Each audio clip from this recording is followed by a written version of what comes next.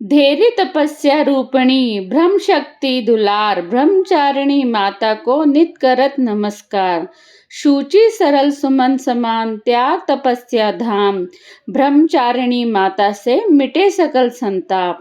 गुड़ शक्कर का भोग ले प्रसन्न करे दरबार माँ ब्रह्मचारिणी कृपा रखे सदा अपार। Hi everyone, welcome to the Indian taste and culture. आप सभी को नवरात्रों की हार्दिक शुभकामनाएं। यह 9 दिनों का उत्सव शक्ति की उपासना, साधना, भक्ति का प्रतीक है। माँ दुर्गा के 9 स्वरूपों की आराधना करके भक्त अपने जीवन में सुख, शांति और शक्ति की प्राप्ति करता है।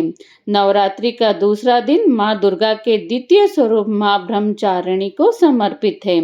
ब्रह्मचारिणी का अर्थ तप की चारिणी यानी तप का आचरण करने वाली देवी का यह रूप पूर्ण ज्योतिर्मय और अत्यंत भव्य है। माँ के दाएं हाथ में जप की माला, बाएं में कमंडल धारण किए हुए हैं। ब्रह्मचारिणी माँ तप, त्याग और संयम की देवी मानी जाती है। इनकी पूजा से साधक को तपस्या और धैर्य की शक्ति मिलती है।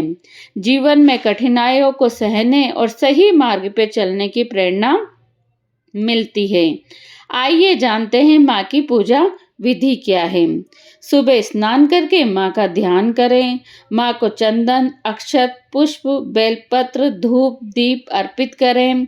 इनका प्रिय भोग शक्कर, सादा शक्कर और गुड़ से बना प्रसाद, साथ ही सफेद या मीठे फल चढ़ाना शुभ माना जाता है। इस दिन सफेद वस्त्र पहनकर पूजा करना उत्तम माना जाता है। तो आप भी पूजा करें तो सफेद वस्त्र पहनकर पूजा करें। अब जानते हैं कि ब्रह्मचारिणी माँ की पौराणिक कथा क्या है। पूर्व जन्म में देवी ने हिमालय के घर पुत्री रूप में जन्म लिया था और नारद जी के उपदेश से भगवान शंकर को पति रूप में प्राप्त करने के लिए घोर तपस्या की थी। कठिन तपस्या के कारण इन्हें तपचारिणी अर्थात ब्रह्मचारिणी नाम से अभिहित किया गया। 1000 वर्ष तक इन्होंने केवल फल फूल खाकर बिताए और 100 वर्षों तक केवल जमीन पर रहकर शाक पर निर्वाह किया।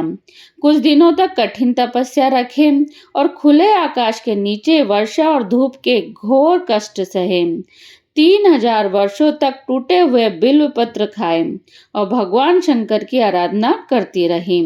इसके बाद तो उन्होंने सूखे बिलपत्र खाना भी छोड़ दिया।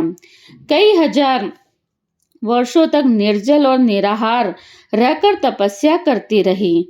पत्तों को खाना छोड़ देने के कारण ही उनका नाम अर्पणा नाम रखा गया। मतलब जब उन्होंने पेड़ पत्ते खाना बंद कर दिया तो उनका नाम अर्पणा रखा गया। कठिन तपस्या के कारण देवी का शरीर एकदम क्षीण हो गया। देवता, ऋषि, सिद्धगण, मुनि सभी ने ब्रह्मचारिणी की तपस्या को अभूतपूर्व पुण्य कृत्य बताया, सराहना की और कहा, हे देवी, आज तक किसी ने इस तरह की कठोर तपस्या नहीं की। ये तुम्ही से ही संबंध थी, मतलब आप ही इसको संभव कर सकते हो। तुम्हारी मनोकामना परिपूर्ण होगी और भगवान चंद्रमौली शिव जी तुम्हें पति रूप में अवश्य प्राप्त होंगे। अब तपस्या छोड़कर घर लौट जाओ, जल्दी तुम्हारे पिता तुम्हें बुलाने आ रहे हैं। लेकिन माँ ने जब तक तपस्या नहीं छोड़ी जब तक उन्हें शंकर भगवान के साक्षात दर्शन नहीं हो गए। उन्होंने साक्षात दर्शन करे तब शिव जी ने उन्हें अपने पिता के साथ जाने के लिए आज्ञा दी। तो इस तरह की तपस्विनी माता हमारी ब्रह्मचारिणी मैया है। नवरात्रि के पूर्ण होते ही नवरात्रि पर ये जरूर पढ़ी जाती है। जब भी नवरात्रि के पूजा आप करते हैं तो हर दिन इसके अलग अलग पौराणिक कथाएं हैं, तो आप जरूर ये कथाएं पढ़ें। इन देवी की कथा का सार यह है कि जीवन के कठिन संघर्षों में भी मन विचलित नहीं होना चाहिए। माँ ब्रह्मचारिणी देवी की कृपा से सर्व सिद्धि प्राप्त होती है। दुर्गा पूजा के दूसरे दिन देवी के इसी रूप की उपासना की जाती है। अब बात करते हैं कि मैया को भोग किस चीज का पसंद है। तो माँ ब्रह्मचारिणी को चीनी, गुड़ या दूध और मिश्री से बनी मिठाइयाँ भोग में लगाई जाती है। माँ ब्रह्मचारिणी को चीनी या गुड़ का भोग लगाना विशेष रूप से शुभ माना जाता है। पंचामृत का भोग लगाना भी लाभकारी होता है। भोग लगाने का लाभ क्या होता है, इस बारे में बात करते हैं। तो दीर्घायु, माना जाता है कि माँ को चीनी या गुड़ का भोग लगाने से अकाल मृत्यु का संकट टल जाता है और व्यक्ति दीर्घायु होता है। सफलता प्राप्त होती है। इन पदार्थों का भोग लगाने से व्यक्ति को जीवन में हर क्षेत्र में सफलता मिलती है और उनकी मनोकामना पूरी होती है। पूजा में सात्विक चीजों को भोग लगाया जाता है, इसलिए माँ को सिर्फ सात्विक भोग ही अर्पित करना चाहिए। दूसरे दिन माँ ब्रह्मचारिणी का है। देवी को कमल का फूल चढ़ाना शुभ माना जाता है, क्योंकि मैया को कमल का फूल बहुत ज्यादा पसंद आता है। कहते हैं कि माँ ब्रह्मचारिणी को ये फूल अर्पित करने से ज्ञान की प्राप्ति होती है। तो यदि आपको कमल का फूल मिल जाए तो आप जरूर मैया को चढ़ाइए। दूसरे दिन माँ ब्रह्मचारिणी की पूजा होती है। उसमें सफेद रंग उन्हें पहनकर आप पूजा करेंगे तो आपकी सारी मनोकामनाएं पूरी होगी।